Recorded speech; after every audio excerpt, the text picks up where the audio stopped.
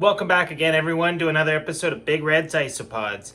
This week we're going to be taking a look at a culture that I just bought, a brand new one, rehoming it, and then kind of talking about the species in general. So before further ado, let's get into it.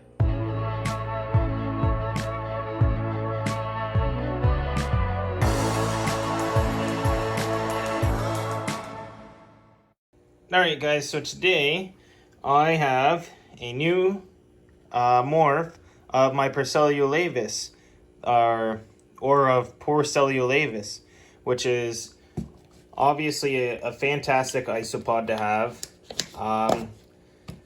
As I take these guys out here, I'm going to kind of talk to you guys about them in general. Porcellio laevis is a great species to have due to the fact that they're just so awesome to take care of. They're a fairly large species. This one here is the whiteout version of them. And not only are they large, but they like to be out and about quite a bit.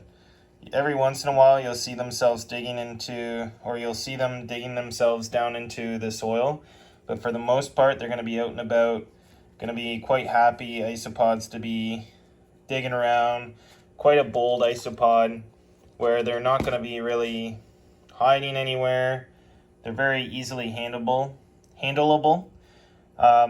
don't want to mess with these guys too much because they are a relatively new culture, obviously, but I could easily pick these guys up.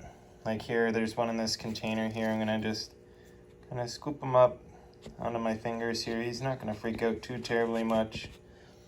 And then I'm just gonna drop him in there. It does look like there's some monkai in here. Hopefully those aren't dwarf whites, but I'm not too sure. I want to say they're monkai, but I really hope they're not dwarf whites. I might just leave them in here, let them grow up in this container and see what happens. I've been noticing a lot of dwarf whites in different cultures I have, and I don't know how they're getting in there. And I don't really want to risk it. I mean, they can breed in the container, but I don't want to risk their getting dwarf whites kind of brought into this new culture. So everything else I'm going to try to take out of here. Try not to have too much from the store container in here. I'll feed the monkai that are in here and see if they grow up to be porcellio laevis like this. But until then, that's all we're going to do. We're just going to take some bark in here, kind of create ourselves some bridges across. Got a couple pieces here for them to have different areas to hide under. It's a very fantastic species, a very hardy species. One of my favorite for sure. A lot of different morphs that come in this species, as you can see with my other videos and this one. Quite easy to tell the difference between a male and a female. There's a male right there. You can see his kind of spiky end tails, where the female's got kind of the one's a little bit arched off to the side. You can see a really great example there where there's the male hiding up over here. He's got a little bit longer. The female's got the shorter spiny ones. Might be a little bit difficult to tell at the beginning, but I can tell a difference between a bull and a cow isopod real easily now that I've been keeping them for so long. A lot of females in here, which is great. One male. Probably a couple other ones, but I don't want to go digging in there. I'm gonna grab some leaves for them to munch on here. Also somewhere for them to hide.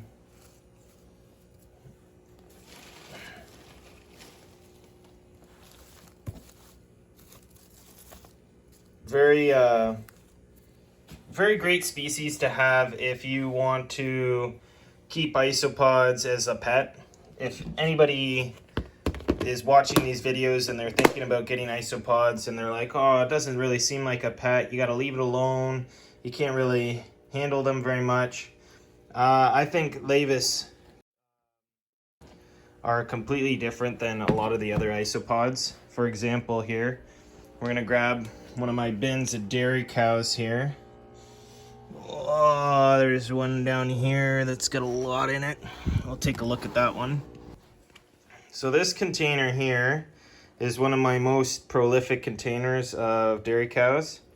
And as you can see, if I leave my hand in the container, they're going to crawl all over it. There's a lot of different sizes in here. They're not going to have a problem with me holding them or touching them. They'll crawl all over my hand. They're not going to get angry at me. If anything, they might start trying to see if I'm food. You can see there's a large adult male there.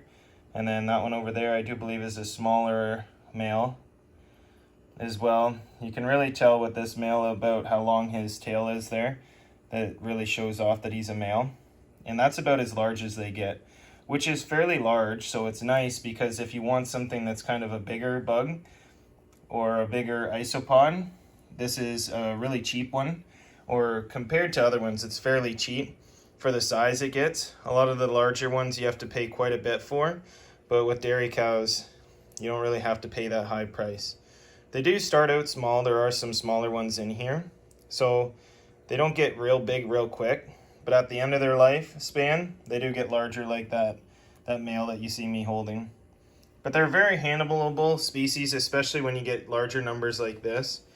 Like they get upwards to hundreds of thousands of isopods in your cultures, where some of them don't quite get this large with numbers. These guys really do get up there, which is really nice because you see them moving around all the time, whether it's day or night. You see them rummaging around in here.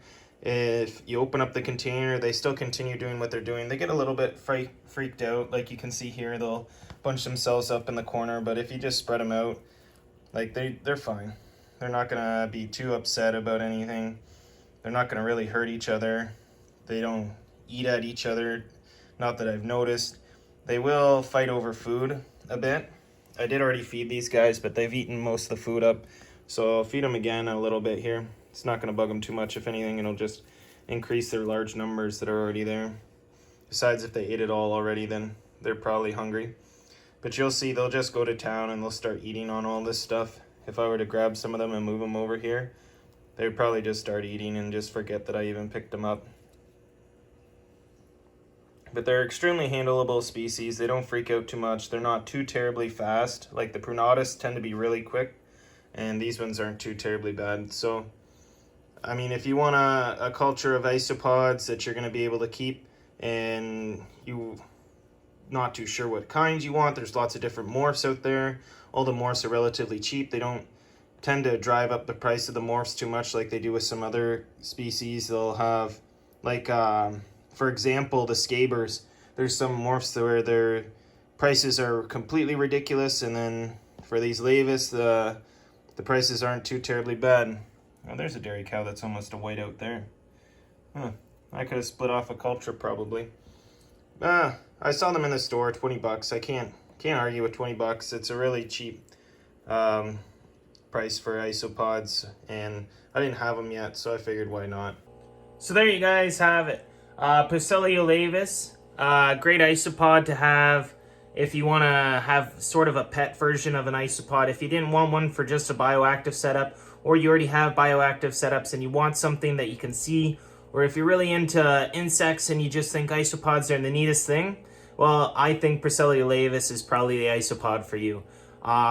They're easily the most handleable isopod out there. There's other ones you can obviously handle just as much, but aren't going to be as willing to stay on you as these guys definitely are. They have no problem crawling all over my hands or any other part of my body if I wanted to put them there. I wouldn't say that they would sit on your shoulder like you can with some parrots or some reptiles, but it's definitely a more handleable or pet style isopod if that's what you want them for. So definitely something to think about if you're into isopods. So I would suggest definitely getting them. Whether from me or from any other dealers out there, definitely a go-to isopod. Anyway, that's it for this week. Real quick rehoming video, new culture, just to show you guys what's kind of going on. Please don't forget to like, comment, and subscribe, and we will see you all again next week. All right, bye.